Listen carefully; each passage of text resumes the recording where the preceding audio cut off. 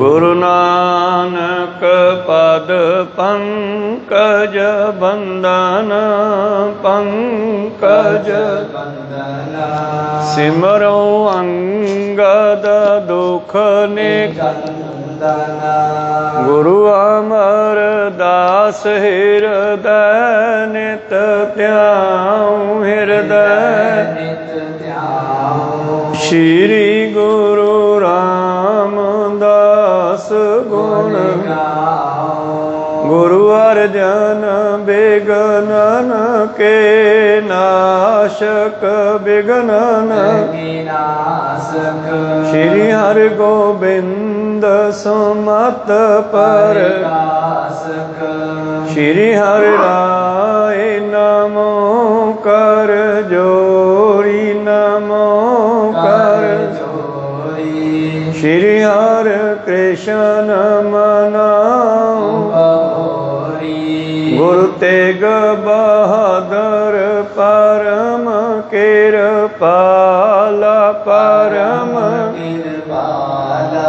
श्री गुरु गोविंद सिंह विशाला तरो तरा पर पुन पुन सीसा पुन पुन सीसा बंदो बार बार जगदीसा एक ओंकार सतगुरु प्रसाद सच होए वाहिगुरु जी की फतेह है विनाशन सोए वाहिगुरु जी की फतेह है विनाशन सोए दोहरा निकट विपवार गुर के उचरे तबे मनोरथ गुर के जिज जो सोच लिखावो सारी गमन करण की औतो वारी वाहिगुरु जी का खालसा वाहिगुरु जी की फतेह। आओ गुरु प्यारे गुरु सवारे सतसंगी जनो रोजाना की तरह पातशाह जी की अपार किरपा बख्शिश का सदका पिछले पहरां दे दीवान सजाउंदे होए आप जी गुरु चरनां विखे हाजरियां लवा रहे हो। आओ लड़ीवार इतिहास की कथा विचार नाल जुड़ना करिए जी। आपां विचारां सरबन कर रहे सी जद सतगुरु श्री गुरु गोबिंद सिंह महाराज जी ने चंडी प्रगट की और चंडी प्रगट करने वास्ते उन्हां दे कोल केशवदास नाम का एक पंडित आया और पंडित नूं पातशाह जी ने कहा भी चंडी प्रगट करनी है। असल दे विच गल बड़ी समझण वाली है। इस गल ते बड़ा रौला पिया है भी गुरु साहब देवी दे उपासक सीगे नहीं, वो दैवी शक्ति दे परमेश्वर दे उपासक है, अकाल दे उपासक हन। चलो खैर पातशाह ने के कौतक कीता, एक लीला कीती है। सोडी बोली च मैं कह दिया स्टंट करना भाव ये जान बुझ के कीता है कौतक। पंडित भी सद्या हवन भी करवाया पर असल भी जो प्रगट किया वो सानू बाद च पता लगू भी वो चंडी किनू कहते हैं। सतगुरु गुरु नानक दे घर भी चंडी की पूजा जिहड़ी है वो किहड़ी पूजा है ये सानू अगे चल के पता लगूगा। पंडित केशवदास पहुँच गया, ये नाल विचारां होईयां। सतगुरां ने विसाखी दे दिहाड़े ते आईयां सारियां संगतां नूं विदा कर दिता है सरोपे दे के और मसंदा नूं संगतां नूं जिहड़े नहीं आए उन्हां नूं चिट्ठियां पा दित्तियां और लोड़ मुताबक संगत रख लई है। बहुतिआं नूं भेज दिता है, फौज भी भेज दिती है एक बारी सतगुरां ने। और पंडित केशवदास नूं सद लिया ते पातशाह जी कहंदे लै भी मित्रा हुण तूं सानूं लिखा किन्ना समान चाहिदा, क्योंकि कल ये कह रहा सी महाराज खर्चा बड़ा आ जाना है। पातशाह कहंदे खर्चे का फिक्र ना कर, किन्ना खर्चा आ जू। कहंदे जी घट्टो घट्ट 2 लाख तो लग ही जाऊगा। ਉਹਦਾ ख्याल सी कि शायद माया राजे महाराजिਆਂ ਕੋਲ ही ਹੁੰਦੀ है। कहना जी तुहाडा किहड़ा कोई राज हैगा भी तुहाडे कोल इन्नी माया आवेगी। तो पातशाह जी ने अपने मनीम नूं कहा आनंद चंद नूं जा देख भी किन्ना खजाने च पैसा है। भाई नंद चंद जी ने हिसाब ला के दस्या जी अपने को 9 लाख रुपया पिया। तो केशव दास हैरान हो गया भी मैं तो सोचता सी इन्होंने को पैसे नहीं होने तो 9 लाख पिया। कहते आ तो बहुत वधिया गल है, फिर तो चल जाना काम। फिर कहना जी मेरी भी फीस होगी। कहते तेरी किन्नी क फीस है? कहना जी कोई लाख सवा लाख मैं भी लऊँगा। कहते कोई नहीं तैनू भी देवांगे, तो सानू समान लिखा बई हवन करने वास्ते कितना समान चाहिए। तो ये पंडित समान लिखवाउण लगे आ। कल आपां इत्थे विचार सरवण कर रहे सी किस तरह सतगुरु जी ने सारा कौतक किया है। ते अखीर ते किहड़ी चंडी प्रगट होकर संगतां दे सामने आई है जिहड़ी अज भी खालसा पंथ दे नाल रहिंदी आ। वो चंडी अज भी साडे सब दे नाल है। गुरु साहब ने जिहड़ी प्रगट की है, आओ इस नूं आरंभ करिए। उस तो पहला गुरु का बख्शिया फतेह का नारा करो बुलंद। गुरु चरणों में अपनियां ते दासां दियां लवाओ हाजरियां, गज के आखो जी वाहिगुरु जी का खालसा वाहिगुरू जी की फतेह। दोहरा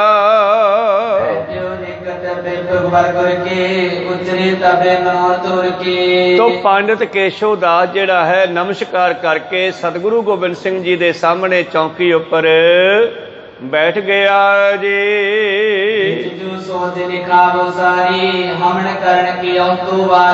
हाँ पंडित जी दसो तुहानू की कुछ चाहिए चंडी प्रगट करने वास्ते?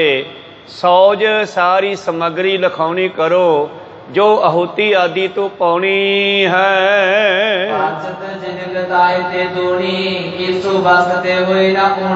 और चंडी प्रगट होनी चाहिए है। समान भावें जिन्ना तेनू चाहिए उदों दुगना मंगा लै, दुगना जिन्ना तेनू चाहिए भावें उदों वध लिखवा दे। साडे मुनीम नू समान जिन्ना मंगेगा उन्ना मिल जूगा, पर मैनू चंडी प्रगट होनी चाहिए।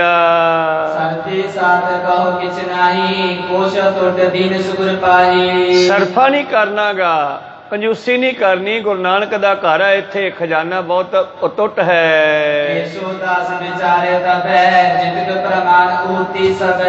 हुण केशव दास सोचन लग्या बई किन्ना क समान जिहड़ा है हवन दे विच लग जावेगा। ते सोच साच के की कहंदा है,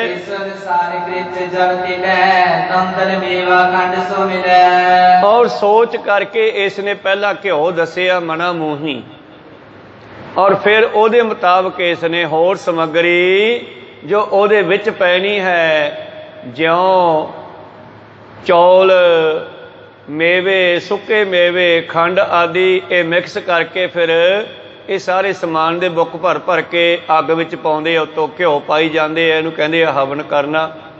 ये वस्तुआं लिखाउण लग्या है जी।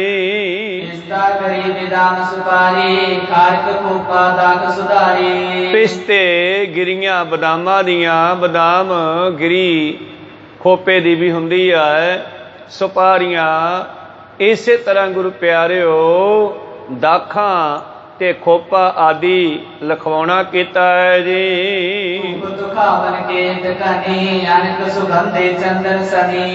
और धूफ वातावरण खुशबूदार बनाउण वास्ते कहंदे हैं ना भी खुशबूदार वातावरण होए फिर उत्थे देवी देवते आउंदे है। बहुत सारा कहंदे चंदन भी मंगवाउणा कीता है। गुलाब दा अर्क, गुलाब दा सेंट असी अज दी बोली च कहने आ अर्क कहंदे आ उस नूं। अर्क कढना हुंदा, निचोड़ कढना। गुलाब दा अर्क दे शीशे भा बोतलां भरियां होईयां, बर्तन भरे हुए, क्योंकि अर्क जिहड़ा कंच दे भांडे विच पाया जांदा है। बहुत सारा मंगवाउणा कीता है जी।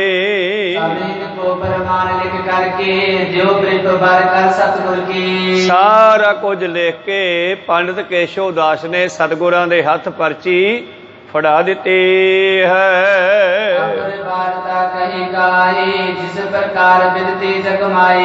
तो होर बहुत सारिया गल्लां बातां होईयां। केशव दास नूं चंडी प्रगट करने वास्ते विचारां सांझियां करदे हन।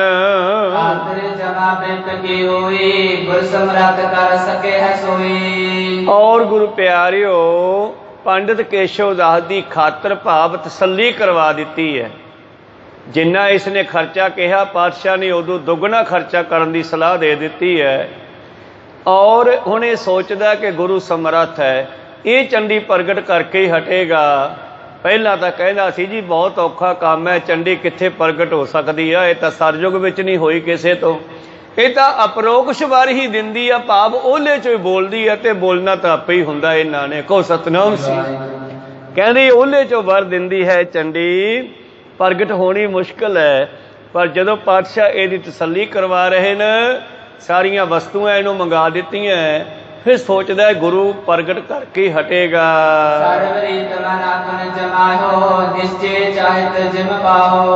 और सारियां रीतियां नाल इहने अपने मन की तसल्ली कर लई है, हुण निश्चय करना चाहुंदा है, उसे तरह की समान आउंदा है।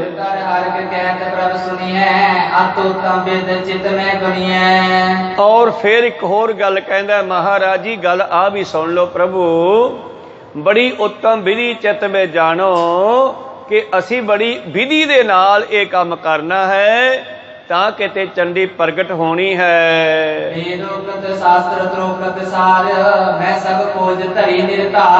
मैं वेदां दियां रिचां पढ़ियां हन, वेदां दियां उक्तियां भाव मंत्र वेदां दे पढ़े हन, शास्त्रोक्त सार मैं पढ़िया होया है, मैं सारे वेदां दी चंगी तरह खोज करके सारी विधि नूं जानिया होया। कहंदा तंत्र शास्त्र में विदा हजारे, लाखों पढ़े श्लोक विचारे। तंत्र शास्त्रां दियां विधियां भी मैं जानदा हां, लखां श्लोक मेरे मूँह जवानी याद हन।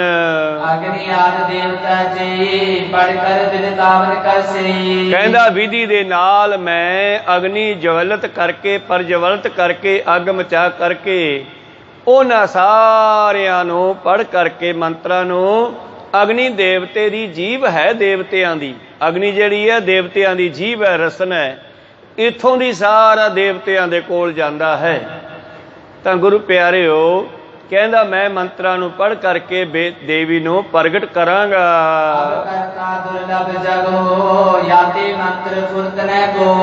असल दे विच अज दुनिया विच इह गल दुर्लभ क्यों है कि लोकां दे मंत्र नहीं फुरदे, क्योंकि लोग विधियां नहीं जानते। हुण थोड़ा जिहा अपने वल्लों इह सतगुरां दे प्रभाव पाउंदा है कि मेरे वर्गा कोई चंडी नूं प्रगट करन वाला है नहीं गा।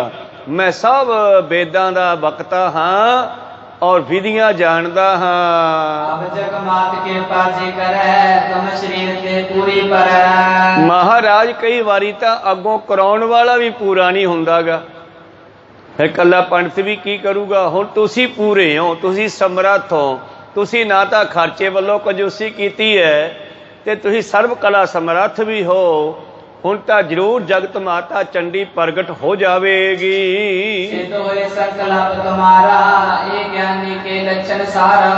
और वेदां ग्रंथां दे मुताबक जिहड़े तुहाडे लक्षण हन, लक्षण हुंदा है जीवन दे चाल चलन, भाव जो तुहाडे जीवन विच है वेदां विच यही लिखिया है ते तुसीं देवी नूं प्रगट करवा सकदे हो। तुहाडा संकल्प पूरा जरूर होवेगा।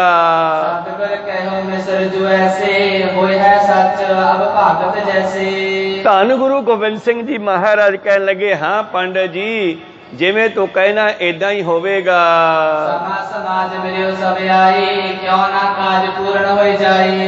हुण एक तां समा आ गया है, समाज साजो समान भी हैगा है, इंतजाम भी हैगा है, तू सानू वधिया पंडित भी मिल गया पढ़िया लिखिया, हुण क्यों नहीं काम होवेगा? मतलब जरूर होवेगा।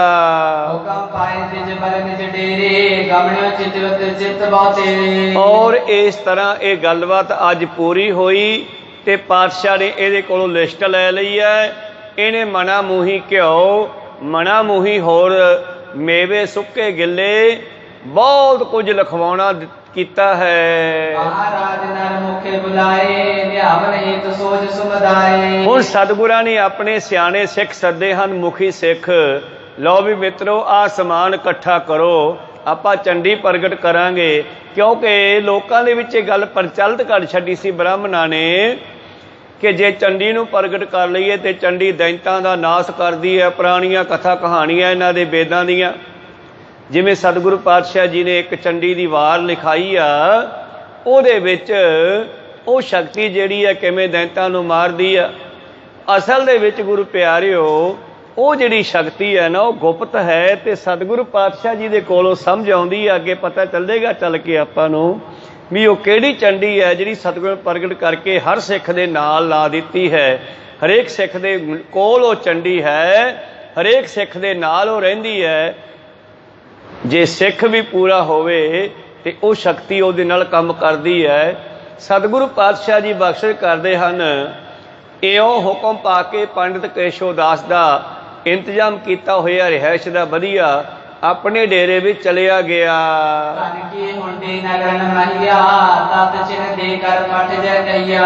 ਸਤਿਗੁਰਾਂ ਨੇ ਸਿੱਖਾਂ ਨੂੰ ਬੁਲਾਇਆ ਹੈ ਔਰ ਭੇਜ ਦਿੱਤਾ ਹੈ ਪਿੰਡਾਂ ਦੇ ਵਿੱਚ, ਕਿਉਂਕਿ ਦੇਸੀ ਘਿਓ ਲਿਆਉਣਾ ਉਦੋਂ ਪਿੰਡਾਂ ਦੇ ਵਿੱਚ ਹੀ ਬੀਬੀਆਂ ਇਕੱਠਾ ਕਰਕੇ ਘੜੇ ਭਰ ਕੇ ਰੱਖਦੀਆਂ ਸਨ।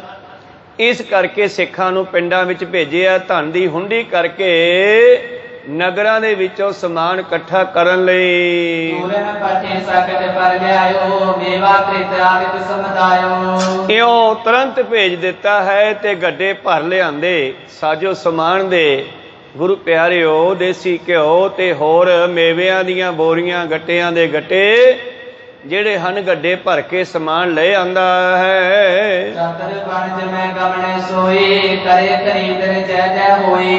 ਜਿਹੜੇ ਵਪਾਰ ਕਰਨ ਵਿੱਚ ਸਿਆਣੇ ਸਿੱਖ ਸਨ, ਜਿਨ੍ਹਾਂ ਨੂੰ ਖਰੀਦਣ ਦਾ ਹਿਸਾਬ ਕਿਤਾਬ ਸੀ, ਉਹਨਾਂ ਨੂੰ ਭੇਜਣਾ ਕੀਤਾ ਹੈ ਤੇ ਉਹਨਾਂ ਨੇ ਖਰੀਦ ਲਿਆ ਹੈ।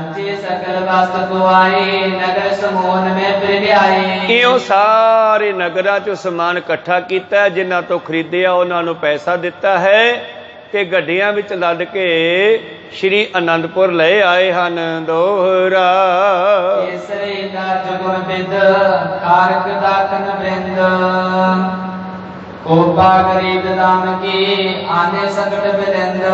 ਕੇਸਰ, ਵੱਡੀਆਂ ਤੇ ਛੋਟੀਆਂ ਇਲਾਇਚੀਆਂ, ਚੁਹਾਰੇ, ਮੇਵੇ, ਨਾਰੀਅਲ, ਬਦਾਮਾਂ ਦੀਆਂ ਗਿਰੀਆਂ ਤੇ ਵੱਡੇ ਵੱਡੇ ਗੱਟਿਆਂ ਦੇ ਵਿੱਚ ਬੋਰੀਆਂ ਵਿੱਚ ਭਰ ਕੇ ਇਹ ਸਾਰੀ ਰਾਸ਼ਨ ਸਾਰੀ ਸਮੱਗਰੀ ਗੱਡੀਆਂ ਵਿੱਚ ਭਰ ਕੇ ਲੈ ਆਂਦੇ ਜੀ।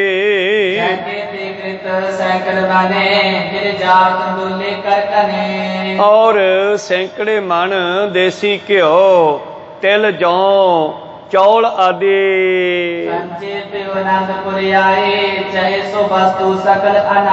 ਇਹ ਸਾਰਾ ਸਮਾਨ ਇਕੱਠਾ ਕਰਕੇ ਜੋ ਚਾਹੀਦਾ ਸੀ, ਜੋ ਲਿਖਾਇਆ ਕੇਸ਼ੋ ਦਾਸ ਨੇ ਮੰਗਵਾ ਲਿਆ ਜੀ।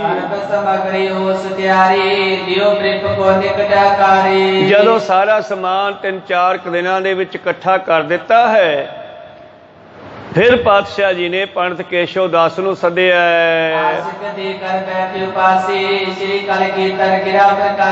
ਔਰ ਆ ਕੇ ਨਮਸਕਾਰ ਕਰਕੇ ਅਸ਼ੀਸ਼ ਦੇ ਕੇ ਪੰਡਿਤ ਆਪਣੇ ਆਪ ਨੂੰ ਵੱਡਾ ਸਮਝਦਾ। ਗੁਰੂ ਸਾਹਿਬ ਨੂੰ ਕਈ ਵਾਰੀ ਇਹ ਵੀ ਕਹਿ ਦਿੰਦਾ, ਇਹਦੇ ਵਿੱਚ ਵਡਿਆਈ ਵੀ ਹੁੰਦੀ ਹੈ। ਮਹਾਰਾਜ ਤੁਹਾਡਾ ਜਸ ਦੂਰ ਤੱਕ ਫੈਲੇ, 7 ਸਮੁੰਦਰਾਂ ਤੋਂ ਪਾਰ ਤੱਕ ਫੈਲੇ। ਇਉਂ ਨਮਸਕਾਰ ਕਰਕੇ ਮੂਹਰੇ ਬਹਿ ਗਿਆ ਤੇ ਸਤਿਗੁਰੂ ਕਹਿੰਦੇ,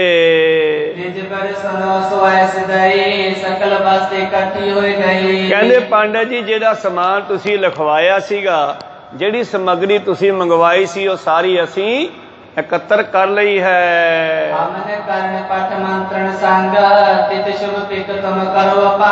ਹੁਣ ਦੱਸੋ ਇਹ ਕਦੋਂ ਕੰਮ ਸ਼ੁਰੂ ਕਰਨਾ? ਚੰਡੀ ਪ੍ਰਗਟ ਕਰਨ ਵਾਲਾ, ਕਿੱਥੇ ਤੁਸੀਂ ਹਵਨ ਕਰਨਾ ਹੈ, ਕਿਵੇਂ ਕਰਨਾ, ਕਦੋਂ ਕਰਨਾ? ਤਿਆਰੀ ਕਰੋ, ਸਾਡੇ ਵੱਲੋਂ ਸਮਾਨ ਤਿਆਰ ਹੈ।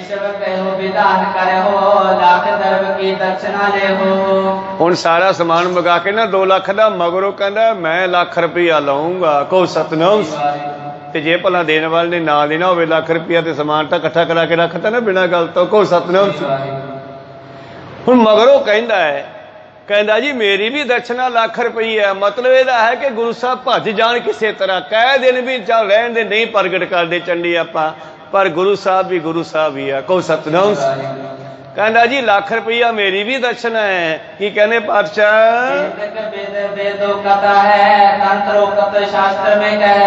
ਕਿਉਂਕਿ ਜੋ ਵੇਦਾਂ ਦੇ ਵਿੱਚ ਕਿਹਾ, ਜੋ ਤੰਤਰ ਮੰਤਰ ਸ਼ਾਸਤਰ ਗ੍ਰੰਥਾਂ ਵਿੱਚ ਲਿਖੇ ਹਨ,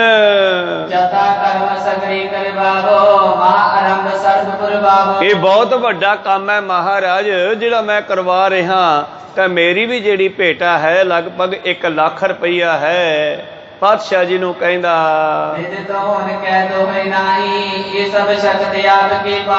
ਦੇਖੋ ਇੱਥੇ ਪਹਿਲੇ ਭਜਨ ਦੀ ਗੱਲ ਕਰਦਾ, ਕਹਿੰਦਾ ਪ੍ਰਗਟ ਹੋਵੇ ਜਾਂ ਨਾ ਹੋਵੇ ਮੈਂ ਮੰਤਰ ਪੜ੍ਹ ਦੂੰਗਾ। ਕਹੋ ਸਤਿਨਾਮ। ਇਹ ਪ੍ਰਗਟ ਕਰਨਾ ਤੁਹਾਡੀ ਸ਼ਕਤੀ ਹੈ, ਫਿਰ ਤੈਥੋਂ ਕੀ ਕਰਾਉਣਾ ਹੈਗਾ। ਮਤਲਬ ਗੁਰੂ ਸਾਹਿਬ ਨੇ ਲੋਕਾਂ ਦੇ ਵਿੱਚੋਂ ਇਹ ਭਰਮ ਕੱਢਣਾ ਸੀਗਾ ਕਿ ਕੋਈ ਉਹ ਸ਼ੇਰ ਤੇ ਬੈਠੀ ਇਸਤਰੀ ਨਹੀਂ ਹੈਗੀ ਹੈ ਜਿਸ ਦੀ ਦੁਨੀਆ ਦੇ ਵਿੱਚ ਚੰਡੀ ਦੇਵੀ ਜਾਂ ਦੁਰਗਾ ਦੇਵੀ ਦੀ ਗੱਲ ਕੀਤੀ ਜਾ ਰਹੀ ਹੈ। ਉਹ ਪਰਮੇਸ਼ਰ ਦੀ ਇੱਕ ਸ਼ਕਤੀ ਹੈ, ਗੁਪਤ ਅਧਿਆਤਮਕ ਸ਼ਕਤੀ ਹੈ ਜੋ ਹਰ ਮਨੁੱਖ ਦੀ ਅੰਦਰ ਵਰਤ ਸਕਦੀ ਹੈ। ਇਸ ਕਾਇਆ ਅੰਦਰ ਸਭ ਕੁਛ ਵਸੈ, ਖੰਡ ਮੰਡਲ ਪਤਾਲਾ। ਇਸ ਕਾਇਆ ਅੰਦਰ ਜਗਜੀਵਨ ਦਾਤਾ ਵਸੈ, ਜੋ ਸਭਨਾ ਕਰੇ ਪ੍ਰਤਪਾਲਾ। ਇਸ ਕਾਇਆ ਅੰਦਰ ਬਰਮਾ ਵਿਸ਼ਨ ਮਹੇਸ਼ਾ। ਇਹ ਸਭ 33 ਕਰੋੜ ਦੇਵਤੇ ਹਰੇਕ ਸਰੀਰ ਦੇ ਵਿੱਚ ਹੈ। ਗੁਰੂ ਪਿਆਰਿਓ, ਅਸਲ ਵਿੱਚ ਤਾਂ ਆਪਣੀ ਸ਼ਕਤੀ ਨੂੰ ਪ੍ਰਗਟ ਕਰਨਾ ਪੈਂਦਾ ਹੈ। ਹੁਣ ਜਿਹੜੇ ਬੱਚੇ ਸਕੂਲ ਜਾਂਦੇ ਹੈ ਉਹ ਆਪਣੀ ਵਿਦਿਆ ਨੂੰ ਪ੍ਰਗਟ ਕਰ ਲਿਆ ਸਕੂਲ ਜਾ ਕੇ, ਤੇ ਨਹੀਂ ਸਕੂਲ ਗਏ ਉਹਨਾਂ ਦੇ ਵਿੱਚ ਲੋਪ ਪਈ ਆ, ਸੁੱਤੀ ਪਈ ਆ। ਵਿਦਿਆ ਤਾਂ ਉਹਨਾਂ ਵਿੱਚ ਵੀ ਹੈਗੀ ਆ ਨਾ, ਪਰ ਉਹਨਾਂ ਨੇ ਪ੍ਰਗਟ ਨਹੀਂ ਕੀਤੀ। ਪਰ ਚਲੋ ਪਾਤਸ਼ਾਹ ਜੀ ਲੀਲਾ ਕੌਤਕ ਆਪਾਂ ਦੇਖਦੇ ਹਾਂ ਕਿੱਥੋਂ ਤੱਕ ਜਾਂਦਾ ਹੈ। ਪੰਡਿਤ ਕਹਿੰਦਾ ਜੀ ਲੱਖ ਰੁਪਈਆ ਮੈਂ ਲਵਾਂਗਾ, ਦੂਜੀ ਗੱਲ ਮੈਂ ਜਿੰਨੇ ਮੰਤਰ ਹੈ ਸਾਰੇ ਪੜ੍ਹ ਦੂੰਗਾ, ਹਵਨ ਕਰਵਾ ਦੂੰਗਾ। ਪ੍ਰਗਟ ਹੋਵੇ ਜਾਂ ਨਾ ਹੋਵੇ ਇਹ ਤੁਹਾਨੂੰ ਪਤਾ ਹੈ। ਡਰਗ ਵੀ ਗਿਆ ਨਾ ਵੀ ਜੇ ਨਾ ਪ੍ਰਗਟ ਹੋਈ ਤਾਂ 3 ਲੱਖ ਰੁਪਈਆ ਖਰਚ ਹੋ ਗਿਆ ਤੇ ਫਿਰ ਮੈਂ ਕੀ ਕਹੂੰਗਾ। ਪਹਿਲਾਂ ਹੀ ਗੱਲ ਆਪਦੀ ਲੋਟ ਕਰਦਾ ਹੈ। ਇਸ ਵਿੱਚ ਭਲਾ ਬੁਰਾ ਜੇ ਕਰਮ ਸਰਬ ਤੁਮਾਰੇ ਕਰ ਬਿਨ ਭਰਮ। ਇਹ ਸਭ ਤੁਹਾਡੇ ਹੱਥ ਵਿੱਚ ਹੈ ਮਹਾਰਾਜ, ਚੰਗਾ ਹੋਵੇ ਜਾਂ ਮਾੜਾ ਹੋਵੇ। ਮੈਂ ਤਾਂ ਹਵਨ ਕਰਵਾ ਸਕਦਾ,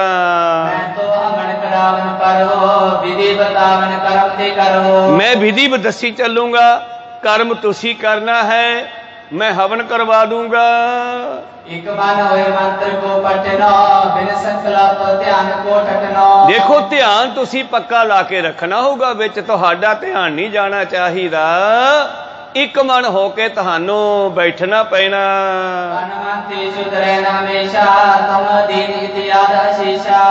ਇਹ ਤੁਹਾਡੇ ਅਧੀਨ ਹੈ, ਭਾਵ ਤੁਹਾਡੇ ਕੋਲ ਹੈ, ਤੁਹਾਡੇ ਹੀ ਵਿੱਚ ਹੈ ਕਿ ਤੁਸੀਂ ਆਪਣੇ ਤਨ ਤੇ ਮਨ ਕਰਕੇ ਸ਼ੁੱਧ ਰਹਿਣਾ ਹੋਊਗਾ ਹਮੇਸ਼ਾ। ਇਹ ਤੁਹਾਡੇ ਅਧੀਨ ਹੈ, ਇਹ ਤੁਹਾਡਾ ਕੰਮ ਹੈ।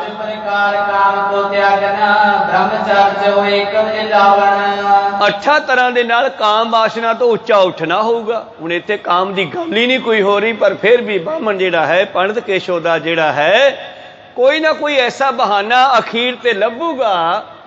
ਬਈ ਮੈਂ ਤੁਹਾਨੂੰ ਕਿਹਾ ਸੀ ਨਾ ਵੀ ਆਹ ਕੰਮ ਨਾ ਕਰਿਓ, ਪਰ ਤੁਸੀਂ ਉਹੀ ਕੰਮ ਕਰਤਾ। ਕਹੋ ਸਤਿ। ਤਾਂਹੀਏ ਤਾਂ ਚੰਡੀ ਪ੍ਰਗਟ ਨਹੀਂ ਹੋਈ, ਤੇ ਚੰਡੀ ਨਾ ਕੋਈ ਹੈਗੀ ਹੈ ਤੇ ਨਾ ਕੋਈ ਹੋਣੀ ਹੈ। ਇਹ ਤਾਂ ਗੁਰੂ ਸਾਹਿਬ ਦੱਸਣਗੇ ਚੰਡੀ ਹੈ ਕੀ। ਅਸਲ ਦੇ ਵਿੱਚ ਹੈ ਚੰਡੀ ਹੈ। ਅਸੀਂ ਅੱਗ ਵੀ ਮਚਾਉਣੀ ਆ ਨਾ ਚੁੱਲ੍ਹੇ ਦੇ ਵਿੱਚ, ਤਾਂ ਉਦੋਂ ਵੀ ਸਿੱਖ ਦਾ ਬਚਨ ਹੈ ਚੰਡਾ ਚਲਾਓ, ਭਾਵ ਅੱਗ ਨੂੰ ਵੀ ਚੰਡੀ ਕਹਿੰਦੇ ਆ ਅਸੀਂ। ਕਹੋ ਸਤਿਨਾਮ। ਚੰਡੀ ਦੇ ਬੇਅੰਤ ਨਾਮ ਹਨ। ਚੰਡੀ ਕਿਹਦਾ ਨਾਮ ਹੈ ਇਹ ਸਾਨੂੰ ਸਤਿਗੁਰ ਦੱਸਣਗੇ ਅੱਗੇ ਚੱਲ ਕੇ। ਕਹਿੰਦਾ 8 ਤਰ੍ਹਾਂ ਦੇ ਨਾਲ ਕਾਮ ਵਾਸ਼ਨਾ ਤੋਂ ਉੱਚੇ ਉੱਠਣਾ ਪੈਣਾ ਹੈ। ਨਾ ਕੰਨਾਂ ਨਾਲ ਗੱਲ ਸੁਣਨੀ ਹੈ, ਨਾ ਅੱਖਾਂ ਨਾਲ ਦੇਖਣਾ ਗਲਤ, ਤੇ ਨਾ ਹੀ ਦਿਮਾਗ ਦੇ ਵਿੱਚ ਕੋਈ ਗਲਤ ਫੁਰਨਾ ਲੈ ਕੇ ਆਉਣਾ ਹੈ। ਬ੍ਰਹਮਚਰੀਆ ਰੱਖਣਾ ਪੈਣਾ। ਇਹ ਤੁਹਾਡੇ ਵੱਸ ਹੈ। ਵਾਹ ਵਾਹ ਪੰਡਤਾ, ਲੱਖ ਰੁਪਈਏ ਦੀ ਕਿਹੜੀ ਗੱਲ ਹੈ, ਤੈਨੂੰ 20 ਲੱਖ ਰੁਪਈਆ ਦੇਵਾਂਗੇ, 1.25 ਲੱਖ ਦੇਵਾਂਗੇ। ਤੂੰ ਆਪਦੀ ਦਰਸ਼ਨਾਂ ਦੀ ਫਿਕਰ ਨਾ ਕਰ, ਔਰ ਤੂੰ ਇਹ ਕੰਮ ਸ਼ੁਰੂ ਕਰ।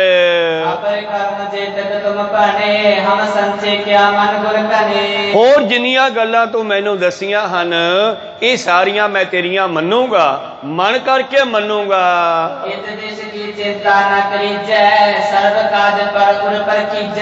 ਤੂੰ ਆਪਦਾ ਹਿਰਦਾ ਪਰਖ ਲੈ, ਬਈ ਚੰਡੀ ਪ੍ਰਗਟ ਕਰ ਦੇਗਾ, ਮੇਰੇ ਵੱਲੋਂ ਕਿਸੇ ਗੱਲ ਦੀ ਘਾਟ ਨਹੀਂ ਰਹੂਗੀ।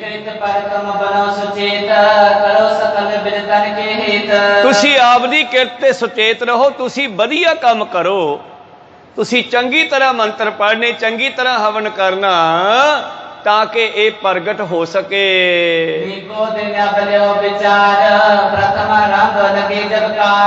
ਹੁਣ ਤੂੰ ਐਂ ਦੱਸ ਦੇ ਵੀ ਕਿਹੜਾ ਦਿਨ ਵਧੀਆ, ਮਗਰ ਇਹ ਨਾ ਕਹੀ ਵੀ ਤੁਸੀਂ ਜੀ ਦੂਜੇ ਦਿਨ ਰਖਾ ਲਿਆ, ਮੈਂ ਦੂਜੇ ਦਿਨ ਰੱਖਣਾ ਸੀਗਾ, ਇਹ ਵੀ ਤੇਰੇ ਤੇ ਛੱਡਦੇ ਆ। ਹੁਣ ਤੂੰ ਆਪ ਦਾ ਜਿਹੜਾ ਹੈ ਜੰਤਰੀ ਪੱਤਰੀ ਆਦਿ ਦੇਖ ਲਾ, ਤੈਨੂੰ ਕਿਹੜਾ ਦਿਨ ਵਧੀਆ ਲੱਗਦਾ ਜਦੋਂ ਸ਼ੁਰੂ ਕਰਨਾ ਹੈ। ਆ ਸਮੱਗਰੀ ਦੀ ਕੋਈ ਕਮੀ ਨਹੀਂ ਆਊਗੀ। ਸਿੱਖ ਹੋਰ ਵੀ ਲਿਆ ਰਹੇ ਨੇ, ਬਹੁਤ ਸਮਾਨ ਕੋਠਾ ਭਰ ਗਿਆ, ਲਿਆ ਕੇ ਰੱਖ ਲਿਆ।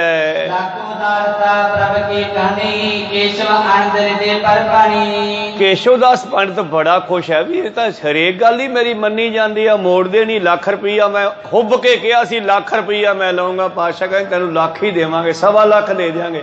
ਪਰ ਚੰਡੀ ਪ੍ਰਗਟ ਕਰਦੇ ਸਾਡੇ ਕੋਲ। ਹੁਣ ਮਤਲਬ ਕਿ ਇੱਕ ਭਰਮ ਬਹੁਤ ਵੱਡਾ ਜਿਹੜਾ ਦੁਨੀਆ 'ਚ ਪਿਆ ਹੋਇਆ ਸੀਗਾ ਕਿ ਦੇਵੀ ਦੇਵਤੇ ਇਦਾਂ ਕੰਮ ਕਰਦੇ ਹਨ, ਤਾਂ ਸਤਿਗੁਰਾਂ ਨੇ ਉਹ ਭਰਮ ਕੱਢਣ ਵਾਸਤੇ ਵੇਖੋ ਇਹ ਖਰਚਾ ਕੀਤਾ। ਇਹ ਸਾਨੂੰ ਸਿੱਧੇ ਰਸਤੇ ਪਾਉਣ ਵਾਸਤੇ ਸਾਰਾ। ਤੇ ਕਹਿੰਦੇ ਚੰਡੀ ਪ੍ਰਗਟ ਹੋਣੀ ਚਾਹੀਦੀ ਆ, ਫਿਕਰ ਨਾ ਕਰ। ਹੁਣ ਤੂੰ ਦਿਨ ਦੱਸ ਕਿਹੜਾ ਰੱਖਣਾ ਹੈ।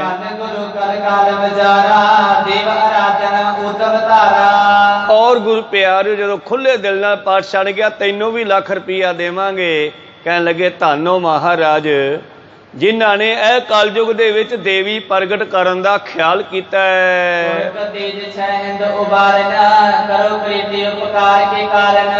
ਤੁਰਕਾਂ ਦੇ ਜ਼ੁਲਮ ਦੇ ਰਾਜ ਨੂੰ ਛੈ ਕਰਨ ਵਾਸਤੇ ਅਤੇ ਭਾਰਤ ਵਰਸ਼ ਨੂੰ ਉਭਾਰਨ ਵਾਸਤੇ ਇਹ ਚੰਗੀ ਕਿਰਤ ਭਲੇ ਦਾ ਕੰਮ ਤੁਸੀਂ ਸ਼ੁਰੂ ਕੀਤਾ ਹੈ।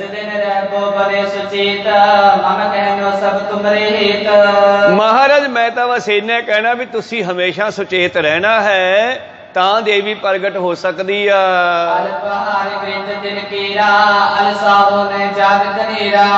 ਔਰ ਮਹਾਰਾਜ ਇੱਕ ਹੋਰ ਵੀ ਗੱਲ ਹੈ ਬਈ ਥੋੜਾ ਖਾਣਾ ਤੇ ਥੋੜਾ ਸੌਣਾ ਹੈ, ਬਹੁਤਾ ਭੋਜਨ ਨਹੀਂ ਕਰਨਾ। ਇਹ ਤਾਂ ਬਾਣੀ ਵੀ ਕਹਿੰਦੀ ਹੈ ਜੇ ਪਰਮੇਸ਼ਰ ਨੂੰ ਮਿਲਣਾ ਹੈ। ਅਲਪ ਆਹਾਰ ਸੁਲਪਸੀ ਨਿੰਦਰਾ ਦਇਆ ਸ਼ਿਮਾ ਤਨ ਪ੍ਰੀਤ ਸੀਲ ਸੰਤੋਖ ਸਦਾ ਨਿਰਭੈਬੋ ਹਵੈਬੋ ਤ੍ਰੈ ਗੁਣ ਅਤੀਤ ਕਾਮ ਕ੍ਰੋਧ ਅਹੰਕਾਰ ਲੋਭ ਹਠ ਮੋਹ ਨ ਮਨ ਸਿਓ ਲਿਆਵੈ ਤਬ ਹੀ ਆਤਮ ਤਤ ਕੋ ਦਰਸੈ ਪਰਮ ਪੁਰਖ ਕੈ ਪਾਵੇ, ਤਾਂ ਤੂੰ ਉਸ ਨੂੰ ਪਾ ਸਕਦਾ। ਹੁਣੇ ਕਹਿਣ ਲੱਗਿਆ ਮਹਾਰਾਜ ਬਹੁਤ ਥੋੜਾ ਖਾਣਾ ਤੇ ਥੋੜਾ ਸੌਣਾ ਹੈ,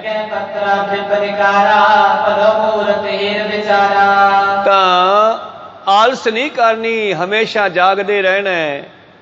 ਇਹਨਾਂ ਕਹਿ ਕੇ ਇਹਨੇ ਆਪਦੇ ਕੋਲੋਂ ਇੱਕ ਪੱਤਰੀ ਖੋਲੀ ਹੈ ਤੇ ਮੁਹੂਰਤ ਵੇਖਣ ਲੱਗਿਆ।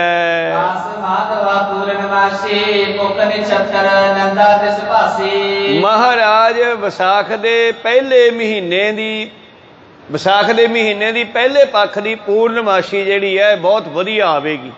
ਹੁਣ ਵਿਸਾਖ ਚੱਲ ਰਿਹਾ, ਵਿਸਾਖੀ ਦਾ ਮੇਲਾ ਪਿੱਛੇ ਸੰਗਤਾਂ ਨੇ ਮਨਾਇਆ, ਸੰਗਤਾਂ ਨੂੰ ਵਿਦਾ ਕਰਤਾ। ਹਜੇ 15 ਦਿਨ ਪੂਰਨਮਾਸ਼ੀ ਆਉਣ 'ਚ ਪਏ ਨੇ।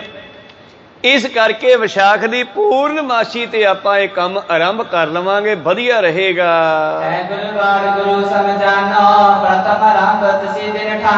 ਨਾਲੇ ਗੁਰੂਵਾਰ ਹੈ, ਉਹਦੇ ਵੀਰਵਾਰ ਹੈ, ਕਹਿੰਦਾ ਵੀਰਵਾਰ ਨੂੰ ਆਪਾਂ ਸ਼ੁਰੂ ਕਰਾਂਗੇ। ਇਹ ਬੜਾ ਚੰਗਾ ਹੁੰਦਾ ਹੈ। ਆ ਥੋੜੇ ਦਿਨ ਬਾਕੀ ਆ ਮਹਾਰਾਜ। ਹੁਣ ਤੁਸੀਂ ਇਹ ਦੱਸੋ ਵੀ ਆਪਾਂ ਇਹ ਕੰਮ ਕਰਨਾ ਕਿੱਥੇ ਹੈ? ਕੋਈ ਇਕਾਂਤ ਜਗ੍ਹਾ ਹੋਵੇ ਜਿੱਥੇ ਦੁਨੀਆ ਦੀ ਆਵਾਜਾਈ ਨਾ ਹੋਵੇ।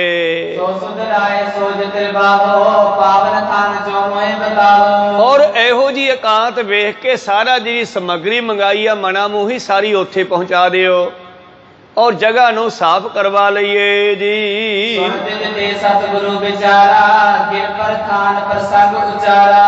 ਤਾਂ ਫਿਰ ਸਤਿਗੁਰੂ ਪਾਤਸ਼ਾਹ ਜੀ ਕਹਿਣ ਲੱਗੇ ਐਂ ਕਰਦੇ ਆ, ਜਿਹੜੀ ਸਭ ਤੋਂ ਉੱਚੀ ਪਹਾੜੀ ਆਪਾਂ ਉਹਦੇ ਉੱਤੇ ਚੱਲ ਵੜਦੇ ਆ। ਉੱਥੇ ਆਮ ਲੋਕ ਨਹੀਂ ਆਉਂਦੇ।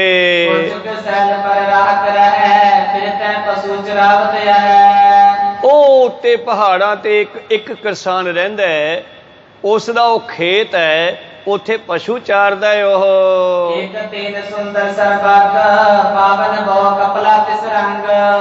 ਪੰਡਤ ਕਹਿਣ ਲੱਗਿਆ ਹਾਂ ਮਹਾਰਾਜ ਉਹ ਤਾਂ ਜਗ੍ਹਾ ਬੜੀ ਚੰਗੀ ਹੈ, ਉੱਥੇ ਕਪਲਾ ਨਾਮ ਦੀ ਗਾਂ ਵੀ ਹੈ ਜਿਸ ਦਾ ਚਿੱਟਾ ਰੰਗ ਹੈ। ਉਹ ਘਾਹ ਚਰਦੀ ਹੋਈ ਉਸ ਪਹਾੜੀ ਤੇ ਜਾਂਦੀ ਹੈ।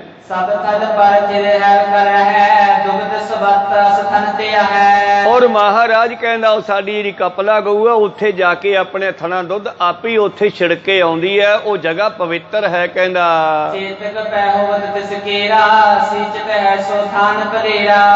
इस करके महाराज क्यों ना आपां उस थान ही साफ करवा लीए।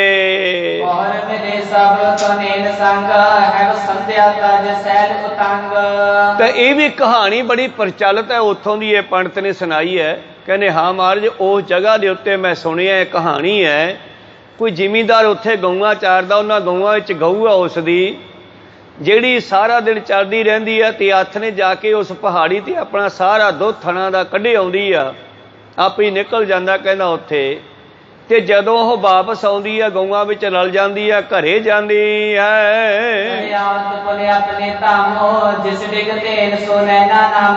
जिहदी ये गां है ओदा नाम है नैना।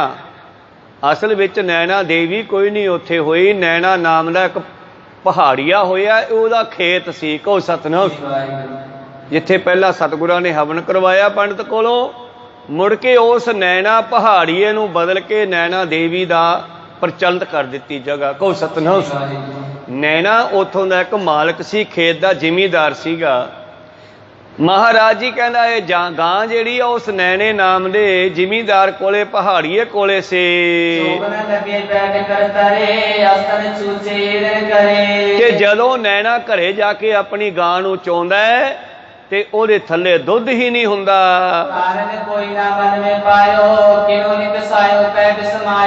फिर वो सोचदा भी मेरी गां नूं कोई शायद रस्ते विच ही चो लैंदा है, इहदा दुध क्यों नहीं मिलदा मैनू। अगले दिन भी उही गल हुई, जदों गां नूं चोण लग्या थल्ले दुध ना उसदे, सारा दुध उच्ची पहाड़ी ते कढे आई। कहंदे आंढ गुआंढ तो पूछया यार मेरी गां नूं कोई चो लैंदा, खुलियां छड्डियां होणियां गाइयां उन्हां ने, मेरी गां नूं कहंदा कोई चो लैंदा है, किसी ने नहीं दस्सिया।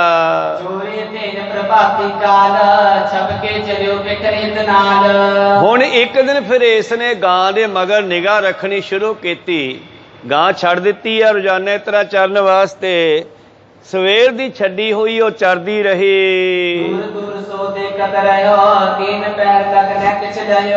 दूर रह के वो देखता रहा 3 पहर गां नूं जिथे जिथे घाह मिलिया कहंदे वो चरदी रही जे।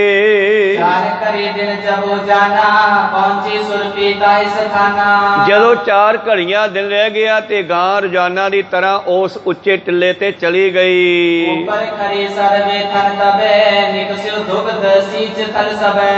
और जाके उत्ते खड़ गई ते इहने की देखिया, नैने ने दूरों भी ओहदे थना चों दुध आपे चोण लग पिया ते उस टिले दे उत्ते निकल गया सारा।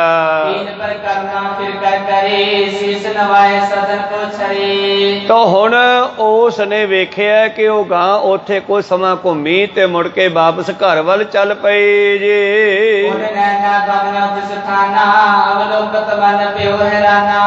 तो नैने ने वो जगह जाके देखी भी ये जगह दे विच की ताकत है, बई इत्थे गां मेरी आके सारा दुध कढ़ जाती है।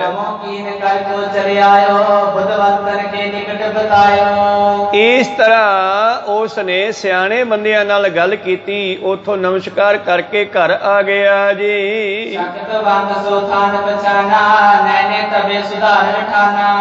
तो नैने ने उस जगह नूं शक्ति वाला पवित्र मनना कीता ते उस जगह दे उत्ते उसने सफाई करके कहंदे नमस्कार करनी, मत्था टेकना शुरू कर दिता।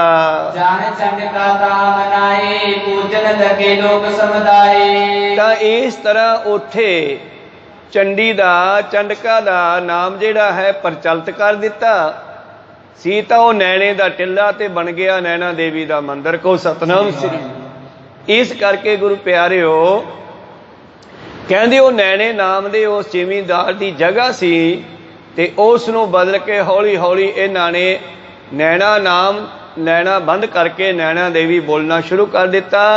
इत्थों यह सिद्ध हुंदा है कि इत्थे पहला कोई मंदिर नहीं सीगा। ये कहानी घड़ी हुई आ। तां पातशाह जी कहंदे हन केवल गुज्जर नैने का नाम करके इस टिले का नाम नैना देवी रख दिता गया। आगे चल के जनन कामना पूर्ण करे तथा भावना तिस कल करे। ये पंडित केशव दास कहंदा उत्थे लोकां दीयां भावना पूरीਆਂ ਹੁੰਦੀਆਂ, जगह ਉਹੀ पवित्र है।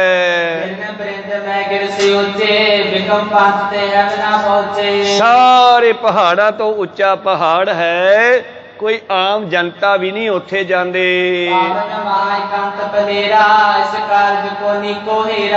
तो मैनू ठीक लगता भी आपां ओ जगह दे उत्ते करिए।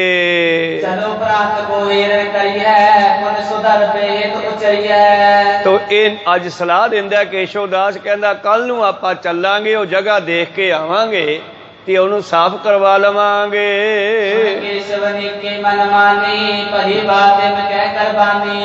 ਤਾਂ ਪੰਡਿਤ ਕੇਸ਼ਵ ਦਾਸ ਨੇ ਸਲਾਹ ਦਿੱਤੀ ਹੈ। ਪਾਤਸ਼ਾਹ ਕਹਿਣ ਲੱਗੇ ਠੀਕ ਹੈ, ਜਿੱਥੇ ਤੂੰ ਕਹਿੰਦਾ ਉੱਥੇ ਚੱਲ ਵੜਾਂਗੇ, ਬਸ ਤੂੰ ਇਹ ਨਾ ਕਹੀ ਵੀ ਤੁਸੀਂ ਆਹ ਨਹੀਂ ਕੀਤਾ, ਕੋ ਸਤਨ ਸ਼ਾਇਦ ਆਏ ਹੋ ਗਿਆ। कहने कोई नहीं आप उत्थे कर लवांगे।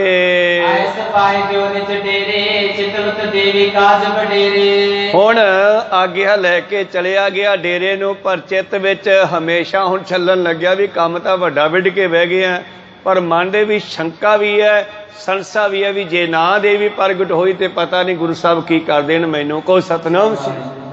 इस करके चिंता भी इहनूं लगी रहिंदी है। सोचदा होया अपने स्थान ते घर चलिया गया है जी। दूजे दिन गुरु साहब ने दिन चढ़दे दे नाल दीवाना दी समाप्ति तो बाद पंडित नूं सद लिया, आ जा बई केशव।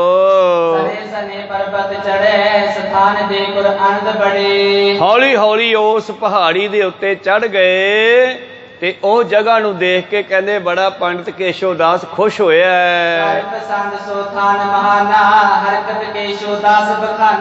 और खुश होके कहन लग्या केशव दास, कहना जी ये तो बहुत पवित्र जगह है, बहुत सुंदर जगह है।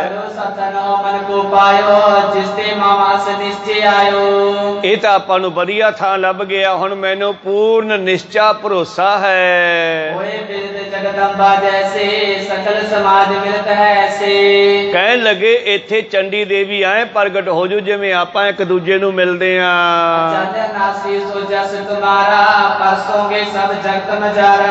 और तुहाडा जस जिहड़ा दुनिया विच अचल अनाशी कदे ना खत्म होने वाला जस फैलेगा, और संसार दे विच दुनिया सोनू भी याद करेगी बई उन्होंने देवी प्रगट की सी।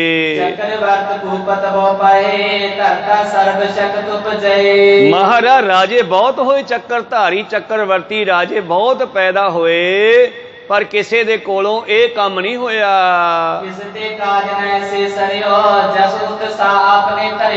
जैसा उत्साह आपने उद्यम किया है काम करन दा, चंडी प्रगट करन दा, अज तक किसी राजे तो नहीं होया।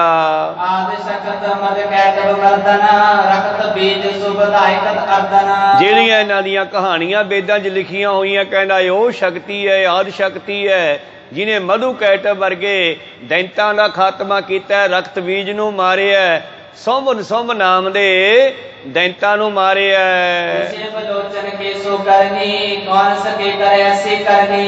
महाराज जी ऐसी देवी नूं प्रगट करना, उसदे बारे सोचना भी औखा है, प्रगट करना तो दूर दी गल है। तुसी ओनू अपनिया अखां दे नाल देखोगे।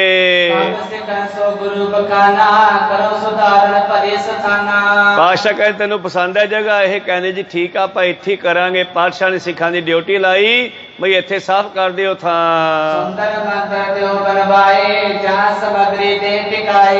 एक आरजी जिहा कमरा तैयार करवा लिया उत्थे, जिहदे विच लिया के सारी समग्री रखनी है। और पंडित ने मिस्त्री सद्या है ते आप दे हिसाब नाल उसने एक थां दे उत्ते हवन करन वास्ते टोहा पटाया, उहनूं हवन कुंड कहंदे आ। एक डूंगा टोहा पटवाया, मिस्त्रियां कोलों इट्टां उट्टां लवा के उन्हें वधिया हवन कुंड तैयार करवाया है। और हवन कुंड तो कोई 50 या 100 कदम ते चौंकी रख दी है, भाव बंदे दी ड्यूटी ला दी है भी कोई इदों गाहां ना आवे साडे कोल क्योंकि देवी ने फिर प्रगट नहीं होना। इस करके सिखां दी ड्यूटी सतगुरां तो लवा दिती है, कोई गाहां ना आवे, सुचेत रवे उत्थे खड़ा पहरेदार।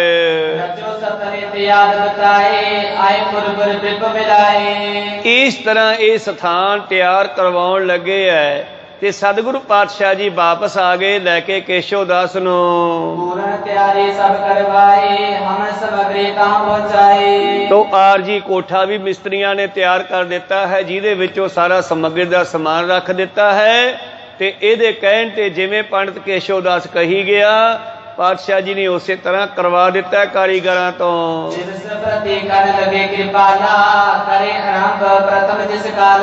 हुण ओह पूर्णमाशी नूं उड़ीकण लगे ਜਦੋਂ ਇਹ ਕੰਮ ਸ਼ੁਰੂ ਕਰਨਾ ਹੈ।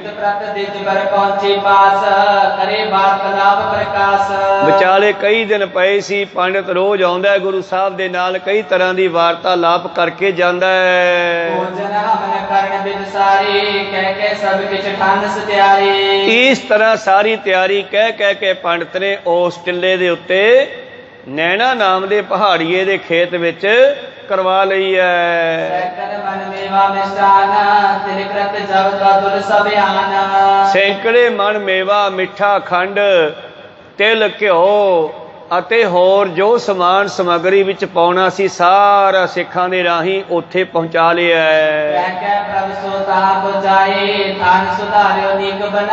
ਇਸ ਤਰ੍ਹਾਂ ਪੰਡਿਤ ਕੇਸ਼ਵ ਦਾਸ ਨੇ ਕਹਿ ਕੇ ਸਾਰਾ ਕੁਝ ਤਿਆਰ ਕਰਵਾ ਲਿਆ ਹੈ ਜੀ।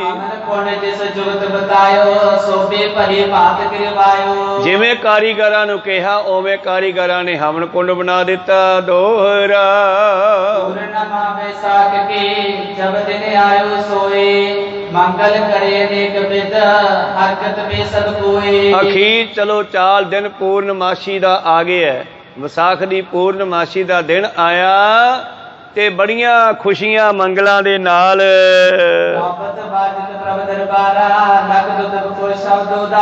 चंडी प्रगट करन दा आरंभ करना है। गुरु घर दे विच नौबत साज बज रहे हैं, कीर्तन होण लग्या।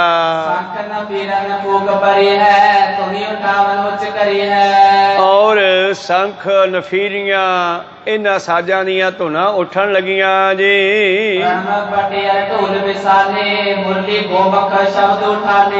और गुरु प्यारिओ पनव ढोल बज रहे हन, मुरलियां बंसरियां बज रहियां हन।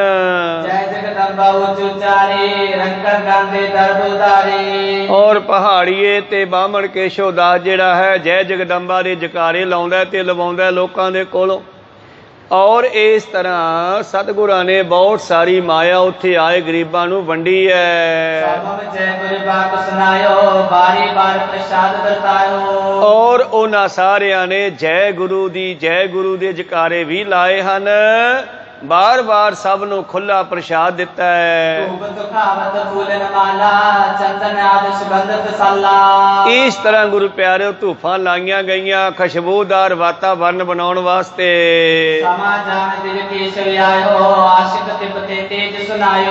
इतने आपदे समय दे मुताबिक पंडित केशव दास भी गुरु साहब दे कोल आया है और आशीषां दिंदा है, तुहाडा तप तेज समुंदरों पार तक फैले।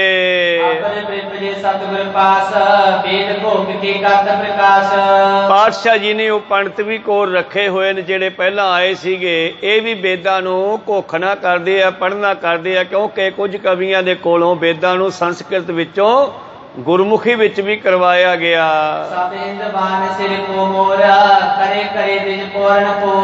सारे हिंदुआं दे सरमौर सारे ब्राह्मण ड्योड़ी विच खड़े कर दिते गए।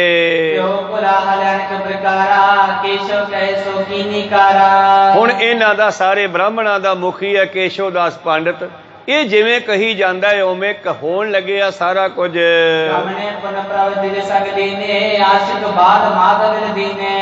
और फिर माता गुजरी जी नूं मिल करके परिवार नूं मिल करके पंडित केशव दास नूं सतगुरु ले चले उस पहाड़ी ते। और इस तरह गुरु प्यारिओ पंडित ने ਬੇਨਤੀ ਕੀਤੀ, ਚਲੋ ਮਹਾਰਾਜ ਆਪਣੇ ਪਹਿਲੇ 9 ਗੁਰੂਆਂ ਨੂੰ ਯਾਦ ਕਰ ਲਓ ਤਾਂ ਕਿ ਉਹ ਚੰਡੀ ਪ੍ਰਗਟ ਹੋ ਜਾਵੇ।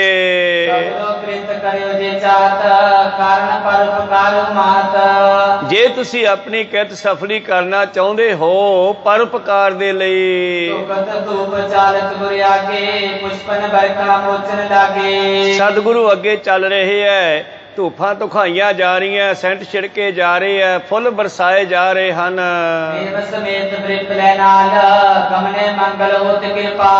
ਪੰਡਿਤ ਕੇਸ਼ਵ ਦਾਸ ਵੀ ਨਾਲ ਚੱਲ ਰਹੇ ਆ ਮਗਰੇ ਮਗਰ।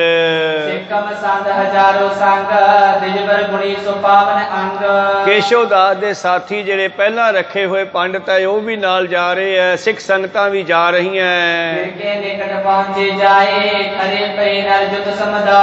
ਔਰ ਪਹੁੰਚ ਗਏ ਉੱਥੇ ਜਿੱਥੇ ਇਹਨੇ ਹੁਣ ਉਹ ਕੰਮ ਆਰੰਭ ਕਰਵਾਉਣਾ ਸੀ।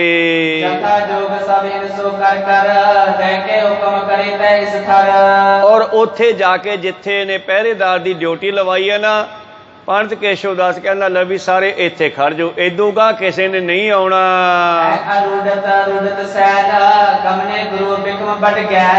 ਸਤਿਗੁਰੂ ਆਪਣੇ ਘੋੜੇ ਤੇ ਸਵਾਰ ਹੋ ਕੇ ਇਸ ਉੱਚੇ ਨੀਵੇਂ ਰਸਤੇ ਨੂੰ ਤੈਅ ਕਰਦੇ ਹੋਏ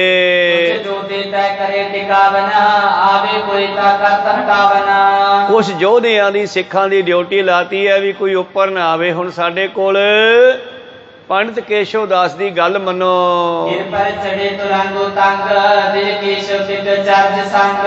ਇਸ ਤਰ੍ਹਾਂ ਘੋੜੇ ਤੇ ਚੜੇ ਚੜਾਏ ਮੇਰੇ ਪ੍ਰੀਤਮ ਉਸ ਪਹਾੜੀ ਦੇ ਉੱਪਰ ਜਿੱਥੇ ਸਾਰੀ ਤਿਆਰੀ ਕਰਵਾਈ ਹੈ ਪਹੁੰਚ ਗਏ। ਔਰ ਮਨੁੱਖ ਵੀ ਜਿਹੜੇ ਹੈ ਮਸਾ ਮਸਾ ਪਹਾੜਾਂ 'ਚ ਉਗਰੇ ਘਾਹ ਨੂੰ ਫੜ ਫੜ ਕੇ ਪੈਰ ਫਸਾ ਫਸਾ ਕੇ ਚੜੇ ਜਿਵੇਂ ਚੜਿਆ ਗਿਆ। ਔਰ ਘੋੜੇ ਤੇ ਚੜ ਕੇ ਤਾਂ ਕੋਈ ਬਿਰਲਾ ਹੀ ਚੜ ਸਕਦਾ ਸੀਗਾ, ਗੁਰੂ ਗੋਬਿੰਦ ਸਿੰਘ ਜੀ ਹੀ ਘੋੜੇ ਤੇ ਚੜ ਕੇ ਉੱਪਰ ਗਏ ਹਨ।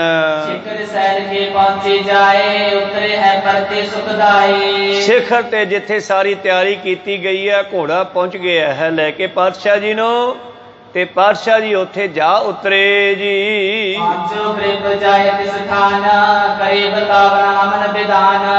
ਔਰ ਪੰਡਿਤ ਕੇਸ਼ਵ ਦਾਸ ਵੀ ਉੱਥੇ ਪਹੁੰਚ ਗਿਆ ਹੈ ਤੇ ਹਵਨ ਕਰਨ ਦਾ ਸਾਰਾ ਵਿਧੀ ਵਿਧਾਨ ਦੱਸਣ ਲੱਗਿਆ।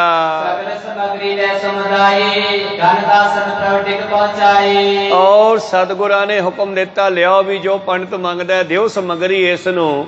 ਸਿੱਖਾਂ ਨੇ ਟੋਕਰੇ ਭਰ ਕੇ ਸਮੱਗਰੀ ਦੇ ਉਸ ਕੁੰਡ ਦੇ ਕੋਲੇ ਜਾਂ ਪ੍ਰਾਂਤਾਂ ਭਰ ਕੇ ਰੱਖ ਦਿੱਤੀਆਂ ਹਨ।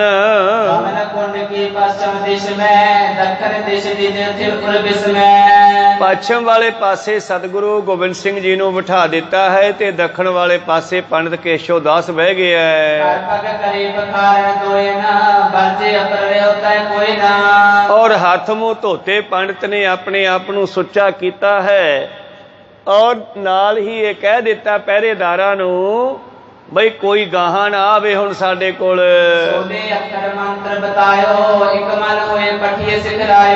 ਔਰ 16 ਅੱਖਰਾਂ ਦਾ ਮੰਤਰ ਇਸ ਨੇ ਕਿਹਾ, ਕਹਿੰਦੇ ਆ ਮੰਤਰ ਆਪਾਂ ਪੜਾਂਗੇ।